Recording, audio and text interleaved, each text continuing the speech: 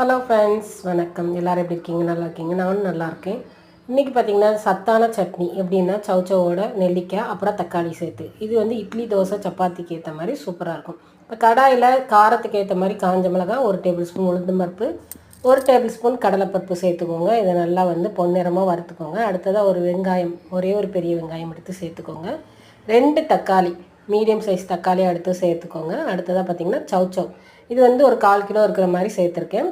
இதையும் சேர்த்துட்டு நல்லா நெல்லிக்காயும் ஒரே ஒரு நெல்லிக்காய் சேர்க்கணும். இந்த மாதிரி சேர்த்தா தான் பசங்களும் வந்து நெல்லிக்காயும் கொடுத்த மாதிரி இருக்கும். அப்படிங்கிறதுனால நெல்லிக்காய் சேர்த்துருக்கேன். கொஞ்சம் இஞ்சி துருவல், அதோட பார்த்திங்கன்னா புதினா, கொத்தமல்லி இதையும் சேர்த்துட்டு நல்லா சுருளை வதக்குங்க. மீடியம் ஃப்ளேமில் வச்சுட்டு உப்பு சேர்த்துட்டு வதக்குங்க. மூடி போட்டு வதக்குனிங்கன்னா அந்த ஈரத்தன்மையிலே வந்து நல்லா வதங்கிடும். இப்போ நல்லா ஆற வச்சு ஒன்றும் பாதியமாக சட்னி அரைச்சிக்கோங்க. கடுகு உளுந்தம் பருப்பு பெருங்காயம் சேர்த்து தாளிச்சிட்டா சூப்பரான சட்னி. நீங்கள் ட்ரை பண்ணி பாருங்கள். நல்லா இருக்குன்னா